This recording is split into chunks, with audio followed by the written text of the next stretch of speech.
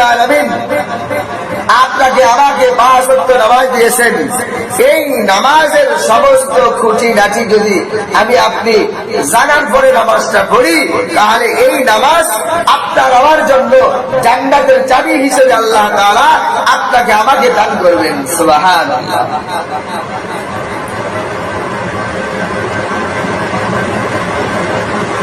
আর এই জান্নাতের চাবি সারা আপনার জান্নাতে ঢোকা যাবে যাবে না।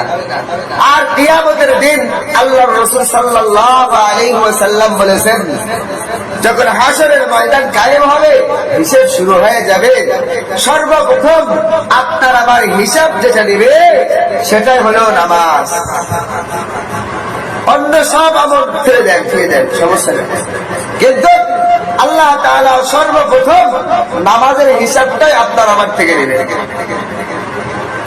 আমি যে হাদিস কেনা তেলাওয়াত করেছি খুতবার ভেতরে, হাদিসের ভেতরে রাসূল আরবি সাল্লাল্লাহু আলাইহি ওয়াসাল্লাম বলেছেন, ওয়াকালা নবী সাল্লাল্লাহু আলাইহি ওয়াসাল্লাম, আউয়ালু মা ইউহাসাবু বিহিল আবদু ইয়াওমাল কিয়ামাতি সালাত। রাসূল আরবি সাল্লাল্লাহু আলাইহি ওয়াসাল্লাম বলেন, যখন হাশরের মাঠ কায়েম হয়ে যাবে, প্রত্যেকটা মানুষ হিসাব দেওয়ার জন্য দণ্ডায়মান হয়ে যাবে। আল্লাহ রাব্বুল আলামিন বিচার কার্যক্রম শুরু করে দিবেন।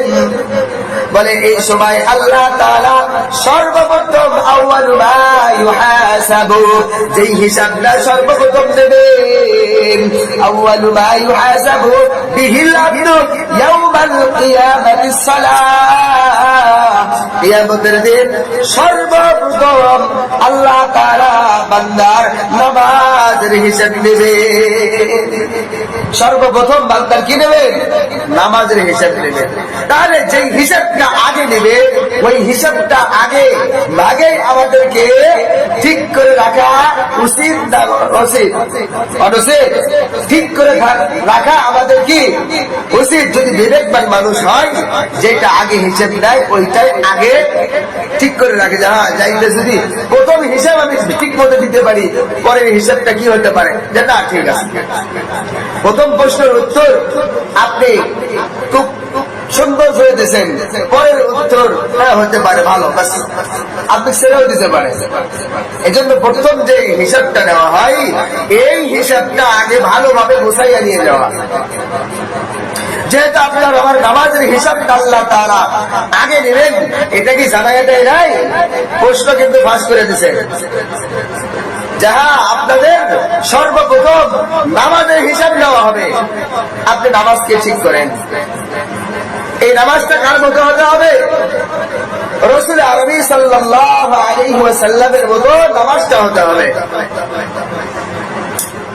আর যদি রাসূলের মতো নামাজ হয়, তাহলে রাসূল সাল্লাল্লাহু আলাইহি ওয়াসাল্লাম আপনাকে আমাকে সাক্ষ্য দিবে যে হ্যাঁ এটা আমার উম্মত, আমার মতো দুনিয়াতে চলার চেষ্টা করেছেন, হ্যাঁ আল্লাহ এইটাই আমার কি উম্মত। হাশরের ময়দানে আপনার আমার শাফাআত করবেন।